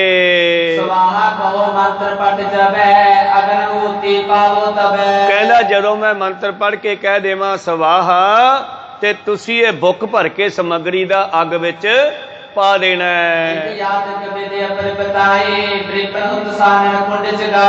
ਸਾਰਾ ਕੁਝ ਪਾਤਸ਼ਾਹ ਜੀ ਨੂੰ ਦੱਸ ਕੇ ਤੇ ਫਿਰ ਇਹਨੇ ਸ਼ੁਰੂਆਤ ਕੀਤਾ ਹੈ। ਅੱਗ ਨੂੰ ਮਚਾਇਆ ਉਹਦੇ ਵਿੱਚ ਕੁੰਡ ਦੇ। ਤਾਂ ਪਹਿਲਾਂ ਇਸ ਨੇ ਮੰਤਰ ਪੜ੍ਹੇ ਸ਼ੁੱਧ ਕਹਿ ਕੇ, ਜਦੋਂ ਇਹਨੇ ਸਵਾਹਾ ਕਿਹਾ ਤੇ ਗੁਰੂ ਸਾਹਿਬ ਨੇ ਭਰ ਕੇ ਉਹਦੇ ਵਿੱਚ ਬੁੱਕ ਸਮੱਗਰੀ ਦਾ ਪਾ ਦਿੱਤਾ ਹੈ। ਜੋ ਵੀ ਇਸ ਨੇ ਕਰਨਾ ਸੀ ਆਪਦਾ ਕਿਰਤ, ਜੋ ਵੀ ਇਹਨੂੰ ਚੰਗਾ ਲੱਗਦਾ ਸੀ ਕਿ ਸ਼ਾਇਦ ਇਸ ਵਿਧੀ ਨਾਲ ਦੇਵੀ ਆ ਜੇ, ਇਸ ਵਿਧੀ ਨਾਲ ਆ ਜੇ, ਇਹ ਸਭ ਕੁਝ ਕਰਦਾ ਰਿਹਾ। ਪਾਤਸ਼ਾਹ ਦੇਖਦੇ ਰਹੇ। ਪਾਤਸ਼ਾਹ ਦਾ ਕੰਮ ਸੀ ਬਸ ਉਹਦੇ ਵਿੱਚ ਸਮੱਗਰੀ ਪਾ ਦੇਣੀ ਹੈ। ਇਹਨੇ ਮੰਤਰ ਪੜ੍ਹਨੇ ਸ਼ੁਰੂ ਕੀਤੇ ਤੇ ਜਦੋਂ ਕਹਿੰਦਾ ਸਵਾਹਾ ਤੇ ਸਾਰਾ ਵਿੱਚ ਪਵਾਈ ਜਾਂਦਾ ਹੈ ਜੀ। ਬਹੁਤ ਸਾਰਾ ਚੰਦਨ 4 ਛਪੇਰੇ ਛਿੜਕਿਆ ਗਿਆ ਹੈ, ਗੁਲਾਬ ਛਿੜਕਿਆ ਗਿਆ, ਖੁਸ਼ਬੂਆਂ ਮਹਿਕਾਂ ਆਉਣ ਲੱਗੀਆਂ। ਦੋਨੋਂ ਕੋਟੇ ਉਚੇਰੇ ਧਾਰ ਗਗਨ ਪਹੁੰਚੇ ਸੁਰ ਨੇਰੇ। ਔਰ ਹੁਣ ਉਸ ਹਵਨ ਕੁੰਡ ਦੇ ਵਿੱਚੋਂ ਧੂਆਂ ਉੱਠ ਕੇ ਆਕਾਸ਼ਾਂ ਨੂੰ ਚੜ੍ਹਿਆ, ਮਾਨੋ ਦੇਵਤਿਆਂ ਕੋਲ ਗਿਆ। ਮੰਤਰ ਪਾਠ ਤੋਂ ਭਾਗਤ ਜਿਉਂ ਜਿਉਂ ਔਤ ਪਰੇ ਉਤਸਾਨ ਤਿਉਂ ਤਿਉਂ। ਔਰ ਇਹ ਪੰਡ ਜਿਹੜਾ ਹੈ ਮੰਤਰ ਪੜ੍ਹੀ ਜਾਂਦਾ ਹੈ ਤੇ ਸਤਿਗੁਰਾਂ ਨੂੰ ਕਹਿੰਦਾ ਤੁਸੀਂ ਇਹਦੇ ਵਿੱਚ ਆ ਦੇਸੀ ਘਿਓ ਤੇ ਆਦਿ ਸਮਾਨ ਪਾਈ ਚਲੋ ਜੀ। ਆਦਿ ਸ਼ਕਤ ਕੋ ਧਾਰਤ ਧਿਆਨਾ ਇਕ ਤੋਂ ਚਤੁਰ ਭੁਜੀ ਬਲਵਾਨਾ। ਕਹਿੰਦੀ ਉਸ ਦਾ ਧਿਆਨ ਧਰ ਕੇ ਆਦਿ ਸ਼ਕਤੀ ਦਾ, ਚਾਰ ਬਾਹਾਂ ਵਾਲੀ ਦਾ। ਚੰਦਰ ਸ਼ੇਖਰਿ ਅਯੁਧ ਧਰਨੀ ਉਗਰ ਤੇਜ ਦੁਸ਼ਟਨ ਕੋ ਧਰਨੀ। ਇਹ ਉਹਨਾਂ ਦੇ ਮੰਤਰਾਂ ਵਿੱਚ ਲਿਖਿਆ ਹੋਇਆ। ਮੰਤਰ ਉਵੇਂ ਜਿਵੇਂ ਉਚਾਰਦਾ ਉਹ ਮੰਤਰਾਂ ਨੂੰ ਇੱਥੇ ਭਾਈ ਸਾਹਿਬ ਜੀ ਨੇ ਉਹਦੇ ਕਨਵਰਟ ਕਰਕੇ ਆਪਦੀ ਬੋਲੀ 'ਚ ਲਿਖਿਆ ਹੈ। ਹੁਣ ਉਸ ਨੂੰ ਯਾਦ ਕਰਦਾ ਹੈ, ਹੇ ਆਦਿ ਸ਼ਕਤੀ ਚਤੁਰ ਭੁਜੀ ਬਲਵਾਨਾ ਚੰਦਰ ਸ਼ੇਖਰੀ, ਜਿਹਦੇ ਮੱਥੇ ਉੱਤੇ ਚੰਦਰਮਾ ਹੈ। ਉਗਰ ਤੇਜ ਦੁਸ਼ਟਨ ਕੋ ਧਰਨੀ, ਬੜੇ ਤੇਜ ਪ੍ਰਤਾਪ ਵਾਲੀ, ਦੁਸ਼ਟਾਂ ਨੂੰ ਮਾਰਨ ਵਾਲੀ ਏ। ਪਾਠਾਨ ਦਾਸਨ ਕੀ ਰਖਿਤ ਕ੍ਰੋਧ ਪੂਰ ਤੇ ਦੁਰਜਨ ਬਖਸ਼ਿਤ। ਹੇ ਕਿਰਪਾ ਦੀ ਦਾਤੀ, ਆਪਣੇ ਦਾਸਾਂ ਦੀ ਰੱਖਿਆ ਕਰਨ ਵਾਲੀ ਏ, ਕ੍ਰੋਧ ਦੇ ਨਾਲ ਦੁਸ਼ਮਣਾਂ ਦਾ ਨਾਸ਼ ਕਰਨ ਵਾਲੀ ਏ। ਇਸਤੇ ਅਸ਼ਟਭੁਜੀ ਕੋ ਧਿਆਨਾ ਜਵਾਲਾ ਮੁਖ ਤੇ ਦੀਨ ਤਮਾਨਾ। ਹੇ ਜਵਾਲਾ ਮੁਖੀ, 8 ਬਾਹਾਂ ਵਾਲੀ, ਉਸ ਦਾ ਧਿਆਨ ਧਰਦਾ ਹੋਇਆ ਫਿਰ ਉਹਨੂੰ ਗਾਉਂਦਾ ਹੈ। ਲਾਲ ਵਿਮੋਚਨ ਮੁੰਡਨ ਮਾਲੇ ਛੋਟੇ ਬਾਲ ਕਰਾਨ ਦਿਸਾਲੇ। ਹੇ ਕਾਲਕਾ ਦੇਵੀ, ਜਵਾਲਾ ਮੁਖੀ, ਜਿਹਦੇ ਮੂੰਹ ਚੋਂ ਅੱਗ ਨਿਕਲਦੀ ਹੈ, ਗਲ ਦੇ ਵਿੱਚ ਮੁੰਡਾਂ ਦੀ ਭਾਵ ਸਿਰੀਆਂ ਦੀ, ਬੰਦੇ ਦੇ ਸਿਰਾਂ ਦੀ ਮਾਲਾ ਪਾਈ ਹੋਈ ਹੈ, ਅੱਖਾਂ ਲਾਲ ਹੈ ਤੇਰੀਆਂ, ਭਿਆਨਕ ਬਾਲ ਪਿੱਛੇ ਖੁੱਲੇ ਛੱਡੇ ਹਨ ਜੀ ਨੇ। ਕਾਰਣ ਤੁੰਡਾ ਚੰਡ ਕਪਾਲੇ ਅੰਗ ਦਿਗੰਬਰ ਭੀਖਰ ਕਾਲੇ। ਭਿਆਨਕ ਮੂੰਹ ਵਾਲੀਏ, ਧਾਰਨ ਤੁੰਡਾ ਭਿਆਨਕ ਮੂੰਹ ਵਾਲੀਏ, ਹੱਥ ਵਿੱਚ ਕਪਾਲੀ ਰੱਖਣ ਵਾਲੀਏ, ਖੱਪਰ ਰੱਖਣ ਵਾਲੀਏ, ਦੁਸ਼ਮਣਾਂ ਦਾ ਖੂਨ ਪੀਣ ਵਾਲੀਏ, ਅੱਗ ਦਿਗੰਬਰ ਭੀਖਨ ਕਾਲੀ, ਜਿਸ ਦੇ ਅੰਗ ਵੱਡੇ ਵੱਡੇ ਤੇ ਕਾਲੇ ਰੰਗ ਦੇ ਹਨ। ਕਾਰਣ ਦੀਰਘ ਪੰਕਤ ਵਾਲੇ ਸਰਪ ਪੁਕਾਰੇ ਹੱਥ ਕਰਾਲੇ। ਵੱਡੀਆਂ ਵੱਡੀਆਂ ਦਾੜਾਂ, ਜੰਦ, ਵੱਡੇ ਵੱਡੇ ਦੰਦਾਂ ਵਾਲੀ, ਸੱਪਾਂ ਦੀ ਤਰ੍ਹਾਂ ਫਕਾਰੇ ਮਾਰਨ ਵਾਲੀ, ਬੜੀ ਭਿਆਨਕ ਰੂਪ ਵਾਲੀ। ਚਰਮ ਸ਼ੁਸ਼ਕਾ ਨਖਨ ਵਿਸਾਲੇ ਅਜਗੋ ਗਾਲਤ ਜਵਾਲਾ ਮਾਲੇ। ਚਮੜਾ ਖੁਸ਼ਕ, ਵੱਡੇ ਵੱਡੇ ਨੌ, ਮੂੰਹ ਦੇ ਵਿੱਚੋਂ ਅੱਗ ਕੱਢਣ ਵਾਲੀ ਹੈ ਕਾਲਕਾ। ਆਦਿਕ ਤਰ ਧਿਆਨ ਕੌਣ ਕੋ ਥਿਰਤਾ ਦੇ ਕਰ ਚੰਚਲ ਮਨ ਕੋ। ਕਦੇ ਕਾਲਕਾ ਦਾ ਧਿਆਨ ਕਰਦਾ ਤੇ ਕਦੇ ਚੰਡੀ ਦੇਵੀ ਦਾ। ਇਹਨਾਂ ਦੋਹਾਂ ਦੇ ਮੰਤਰ ਪੜ੍ਹਦਾ। ਇੱਥੇ ਤੱਕ ਕਨਵਰਟ ਕਰਕੇ ਲਿਖਿਆ ਨਾ ਭਾਈ ਸਾਹਿਬ ਨੇ, ਇਹ ਉਹਨਾਂ ਦੇ ਮੰਤਰਾਂ ਵਿੱਚ ਇਸ ਤਰ੍ਹਾਂ ਲਿਖਿਆ ਹੋਇਆ ਹੈ। ਇਹਨਾਂ ਮੰਤਰਾਂ ਨੂੰ ਕਹਿੰਦੇ ਪੰਡਿਤ ਕੇਸ਼ਵ ਦਾਸ ਪੜ੍ਹਦਾ ਉੱਚੀ ਉੱਚੀ, ਮਿੰਨਤਾਂ ਕਰਦਾ, ਬੇਨਤੀਆਂ ਕਰਦਾ ਵੀ ਤੂੰ ਆ ਜਾ, ਤੂੰ ਆ ਜਾ, ਤੈਨੂੰ ਅਸੀਂ ਯਾਦ ਕਰਦੇ ਹਾਂ। ਇਤੇ ਆਦਿਕ ਤਰ ਧਿਆਨ ਦੋਹਣ ਕੋ, ਚੰਡੀ ਦਾ ਤੇ ਕਾਲਕਾ ਦਾ ਧਿਆਨ ਧਰ ਕੇ ਥਿਰਤਾ ਦੇ ਕਰ ਚੰਚਲ ਮਨ ਕੋ ਆਵਾਜ਼ਾਂ ਮਾਰਦਾ ਹੈ। ਸਾਹਮਣੇ ਕਰ ਟੁੱਟ ਨਾਦ ਉਚੇਰੇ ਸੋਜ ਕਿਰਤਾ ਦਿਗ ਪਰਤ ਕਨੇਰੇ। ਔਰ ਹਵਨ ਚੱਲ ਰਿਹਾ ਹੈ। ਮੰਤਰ ਪੜ੍ਹ ਕੇ ਜਦੋਂ ਵੇਖਦਾ ਕਿ ਅੱਗ ਘਟ ਗਈ ਆ, ਕਹਿੰਦਾ ਸਵਾਹਾ, ਤੇ ਪਾਤਸ਼ਾਹ ਭਰ ਕੇ ਬੁੱਕੋ ਸਮੱਗਰੀ ਸਿੱਟ ਦਿੰਦੇ ਆ। ਪਾਤਸ਼ਾਹ ਇਹਦੇ ਕੋਲ ਬੈਠੇ ਹਨ। ਪ੍ਰਥਮ ਦਿਸ ਬੈਠੇ ਕੇ ਆਸਨਾ ਇੱਕ ਆਸ ਬਿਨ ਦੂਜੀ ਆਸਨਾ। ਤਾਂ ਪਹਿਲਾ ਦਿਨ ਸਾਰਾ ਦਿਨ ਇੱਕੋ ਚੌਂਕੜੇ ਦੇ ਵਿੱਚ ਸਤਿਗੁਰੂ ਬੈਠੇ ਰਹੇ ਤੇ ਪੰਡਿਤ ਮੰਤਰ ਪੜ੍ਹਦਾ ਰਿਹਾ ਤੇ ਪਾਤਸ਼ਾਹ ਉਹਦੇ ਚ ਕਹਿੰਦੇ ਸਮਾਨ ਪਾਉਂਦੇ ਰਹੇ। ਪੰਜ ਪੈਰ ਲਾਗੇ ਬਿਸ਼ਰਮ ਕੀਨੋ ਹੋਤ ਨਿਰੰਤਰ ਓਮ ਪ੍ਰਬੀਨੋ। ਦਿਨ ਛਿਪ ਗਿਆ। ਦਿਨ ਦੇ 4 ਪਹਿਰ ਤਾਂ ਟੱਪ ਹੀ ਗਏ ਤੇ ਰਾਤ ਦਾ 1 ਪਹਿਰ ਹੋਰ, 5 ਪਹਿਰ ਲਗਾਤਾਰ ਕਹਿੰਦੇ ਬਾਹਮਣ ਕੇਸ਼ਵ ਦਾਸ ਹੋਮ ਕਰਦਾ ਰਿਹਾ। ਸਹਿਤ ਮੰਤਰ ਕੇ ਚੇਤਕ ਪਿਓ ਕੇਤਕ ਸੋ ਜਾਮਨ ਕਰ ਦਿਓ। ਤੋ ਜਿੰਨੇ ਮੰਤਰ ਇਸਨੇ ਪੜ੍ਹੇ ਉਹਨਾਂ ਹਵਨ ਕੀਤਾ ਹੈ। ਪ੍ਰਿਪਸ ਨੇ ਤੁਕੇ ਪ੍ਰਭ ਪੀਰ ਕਰ ਰਾਮ ਨਿਸ ਭਈ ਸਥੀਰ। ਫਿਰ ਦੋਨਾਂ ਨੇ ਇਹ ਆਪਣਾ ਜਿਹੜਾ ਸਮਾਪਤੀ ਕੀਤੀ। ਸਤਿਗੁਰੂ ਪਾਤਸ਼ਾਹ ਜੀ ਵੀ ਆਰਾਮ ਕਰਨ ਲੱਗੇ, ਪੰਡਿਤ ਵੀ ਆਰਾਮ ਕਰਦਾ ਹੈ। ਸੋਚ ਸਨਾਨ ਠਾਨ ਗੁਰ ਤਾਹਾ ਤਿਮੀ ਬ੍ਰਿਪ ਕਰੀ ਸੁਧ ਮਹਾ। ਦੂਜਾ ਦਿਨ ਚੜ੍ਹਿਆ, ਪਾਤਸ਼ਾਹ ਜੀ ਨੇ ਇਸ਼ਨਾਨ ਆਦਿ ਕੀਤਾ ਹੈ ਔਰ ਪੰਡਿਤ ਨੇ ਵੀ ਇਸ਼ਨਾਨ ਕੀਤਾ ਹੈ। ਔਰ ਬੈਠ ਕਰ ਤਿਸੇ ਆਸਨ ਕਰਨ ਲਗੇ ਸ੍ਰੀ ਚੰਦ ਉਪਾਸਨ। ਫੇਰ ਉਸੇ ਆਸਨ ਤੇ ਬੈਠ ਕੇ ਚੰਡੀ ਨੂੰ ਆਰਾਧਨ ਲੱਗਿਆ। ਮੰਤਰਨ ਕੋ उच्चार हो बारी कर पंकज ते औत डारी। और ਉੱਚੀ ਉੱਚੀ ਮੰਤਰ ਪੜਦਾ ਹੈ ਤੇ ਹੱਥਾਂ ਦੇ ਨਾਲ ਸਮਗਰੀ ਪਵਾਉਂਦਾ ਹੈ ਜੀ। उठत धूम पहुंचड़ियो आकाशा तिल कृत परे सो लाट प्रकाशा। और ਜਿਵੇਂ ਜਿਵੇਂ ਉਹਦੇ ਵਿੱਚ ਸਮਗਰੀ ਪਾਉਂਦੇ ਹੈ ਉਸ ਦੀਆਂ ਲਾਟਾਂ ਆਕਾਸ਼ਾਂ ਨੂੰ ਜਾਂਦੀਆਂ, ਧੂਆਂ ਆਕਾਸ਼ਾਂ ਨੂੰ ਜਾਂਦਾ ਹੈ। केशव दास पढ़े मुख ज्यों ज्यों पाए होती श्री प्रभ त्यों त्यों। ਪੰਡਿਤ ਕੇਸ਼ਵ ਦਾਸ ਕਹਿੰਦੇ ਮੰਤਰ ਪੜੀ ਜਾਂਦਾ ਤੇ ਜਦੋਂ ਕਹਿੰਦਾ ਸਵਾਹਾ ਤੇ ਪਾਤਸ਼ਾਹ ਚੱਕ ਕੇ ਉਹਦੇ ਵਿੱਚ ਆਹੂਤੀ ਕਦੇ ਘਿਓ ਤੇ ਕਦੇ ਸਮਗਰੀ ਪਾ ਦਿੰਦੇ। आसन साधिक रस वैसे चंड प्रायन कर्मन तैसे। ਇਸ ਤਰ੍ਹਾਂ ਪਾਤਸ਼ਾਹ ਜੀ ਵੀ ਆਪਣੇ ਇੱਕ ਆਸਨ ਦੇ ਵਿੱਚ ਸਾਰਾ ਦਿਨ ਬੈਠੇ ਰਹੇ ਤੇ ਪੰਡਤ ਵੀ ਬੈਠਾ ਰਿਹਾ ਚੰਡੀ ਨੂੰ ਪ੍ਰਗਟ ਕਰਨ ਲਈ। इंद्रा चुदा गिरा निज जीत आसन बैठे परम पनीत। ਜਿਨ੍ਹਾਂ ਨੇ ਪਹਿਲਾਂ ਹੀ ਇਹਨਾਂ ਚੀਜ਼ਾਂ ਨੂੰ ਜਿੱਤਿਆ ਹੋਇਆ, ਨੀਂਦ ਨੂੰ, ਭੁੱਖ ਨੂੰ, ਬੋਲ ਬਾਣੀ ਨੂੰ ਵੀ ਜਿੱਤਿਆ ਹੋਇਆ, ਜਿਨ੍ਹਾਂ ਨੇ ਪਹਿਲਾਂ ਹੀ ਇੱਕ ਹੀ ਆਸਨ ਬੈਠੇ ਹਨ ਸਤਿਗੁਰੂ। प्रथम दिवस जीव दूसरे दिन को परि सो कृत सतारे बंधन को। ਜਿਵੇਂ ਪਹਿਲੇ ਦਿਨ 5 ਪੈਰ ਟੱਪ ਗਏ, ਦੂਜੇ ਦਿਨ ਵੀ 5 ਪੈਰ ਟੱਪ ਗਏ ਬੈਠੇ ਆ। पंच जाम लोह मरंबा दास बिलोकत पै अचंबा। ਸਿੱਖ ਵੀ ਹੈਰਾਨ ਹੈ ਕਿ ਮਹਾਰਾਜ ਜੀ ਇੰਨਾ ਭਿਆਨਕ ਤਪ ਕਰ ਰਹੇ ਹਨ, 5-5 ਪਹਿਰ ਇੱਕੋ ਆਸਨ ਤੇ ਬੈਠੇ ਰਹਿਣਾ। ਸਿੱਖ ਹੈਰਾਨ ਹਨ ਜੋ ਦੂਰੀ ਤੇ ਬੈਠੇ ਹਨ ਜਾਂ ਖੜੇ ਹਨ। सुखियार बल सकल बिताए कठिन क्रिया एक बार उठाए। ਇੰਨੇ ਸੁੱਖਾਂ ਦੇ ਵਿੱਚ ਸਤਿਗੁਰ ਰਹਿਣ ਵਾਲੇ ਇੱਕਦਮ ਇੰਨੀ ਕਠਿਨ ਤਪੱਸਿਆ ਵਾਲਾ ਕੰਮ ਕਰਤਾ ਸ਼ੁਰੂ। ਇਹ ਤਾਂ भूख सेज कर भोजन बरज्यो पंच पैर लग बैठन सिरज्यो। ਭੁੰਜੇ ਸੌਂਦੇ ਹਨ, 5 ਪਹਿਰ ਬੈਠੇ ਰਹਿੰਦੇ ਹਨ, ਭੋਜਨ ਖਾਣਾ ਮਨਾ ਕਰ ਦਿੱਤਾ ਹੈ ਕਹਿੰਦੇ। एक जाम जब निशा बिताए कर्ण राम उठे गोसाए। 5 ਪਹਿਰਾਂ ਬਾਅਦ ਫਿਰ ਉੱਠਦੇ ਆ, ਇਸ਼ਨਾਨ ਕਰਦੇ ਆ, ਆਰਾਮ ਕਰਦੇ ਹਨ। विच फिर करे जोत तिस स्थान पौडे बिना नींद भगवान। ਕੁਝ ਸਮਾਂ ਫਿਰ ਤੁਰ ਫਿਰ ਲੈਂਦੇ ਆ, ਸਰੀਰ ਨੂੰ ਸਿੱਧਾ ਕਰਦੇ ਆ, ਫਿਰ ਆਰਾਮ ਕਰਨ ਲੱਗ ਜਾਂਦੇ ਆ, ਨੀਂਦ ਆਵੇ ਜਾਂ ਨਾ ਆਵੇ। तेरे रूप बिखे लिव लागे सुधा पिपासा निद्रा त्यागे। ਇਉਂ ਸਤਿਗੁਰਾਂ ਨੇ ਚੰਡੀ ਨੂੰ ਪ੍ਰਗਟ ਕਰਨ ਵਾਸਤੇ ਆਪਣਾ ਇਤਨੀ ਤਪੱਸਿਆ ਕੀਤੀ ਹੈ। ਕਾਹਦੇ ਵਾਸਤੇ ਕੀਤੀ ਹੈ ਕਿ ਜਿਹੜੇ ਸਿੱਖ ਜਾ ਕੇ ਪਾਤਸ਼ਾਹ ਜੀ ਨੂੰ ਕਹਿੰਦੇ ਸੀਗੇ ਮਹਾਰਾਜ ਜਦੋਂ ਅਸੀਂ ਗੁਰੂ ਘਰ ਵੱਲ ਆਉਣੇ ਆ, ਰਸਤੇ ਵਿੱਚ ਸਾਨੂੰ ਹਿੰਦੂ ਅਤੇ ਤੁਰਕ ਜਿਹੜੇ ਮਖੌਲਾਂ ਕਰਦੇ ਨੇ, ਮਜ਼ਾਕ ਕਰਦੇ ਹਨ ਸਾਡੇ ਨਾਲ। ਪਾਤਸ਼ਾਹ ਕਹਿੰਦੇ ਸ਼ਸਤਰ ਰੱਖਿਆ ਕਰੋ। ਉਹ ਕਹਿੰਦੇ ਜੀ ਠੀਕ ਹੈ, ਸ਼ਸਤਰ ਰੱਖਣੇ ਸ਼ੁਰੂ ਕੀਤੇ। ਫਿਰ ਕਿਸੇ ਨੇ ਮਜ਼ਾਕ ਕੀਤਾ ਰਸਤੇ ਵਿੱਚ ਆਉਂਦਿਆਂ ਨੂੰ ਜਥੇ ਨੂੰ, ਉੱਥੇ ਲੜਾਈਆਂ ਹੋ ਗਈਆਂ, ਕਈ ਉਹ ਮਰ ਗਏ ਤੇ ਕਈ ਸਿੱਖ ਵੀ ਸ਼ਹੀਦੀਆਂ ਪਾ ਗਏ। ਜਾ ਕੇ ਪਾਤਸ਼ਾਹ ਨੇ ਦੱਸਿਆ ਮਹਾਰਾਜ ਐਤਕੀ ਤਾਂ ਲੜਾਈ ਹੋ ਗਈ ਸਾਡੀ ਤੇ ਸਾਡੇ ਕੋਲ ਸ਼ਸਤਰ ਸੀ, ਸਾਡੇ ਕਈ ਸਿੱਖ ਸ਼ਹੀਦ ਹੋ ਗਏ, ਕਈ ਜ਼ਖਮੀ ਹੋ ਗਏ, ਜਿਹੜੇ ਕਿਸੇ ਦੇ ਘਰੇ ਛੱਡ ਕੇ ਆਂਦੇ ਆ ਫਿਰ ਆਉਣਗੇ।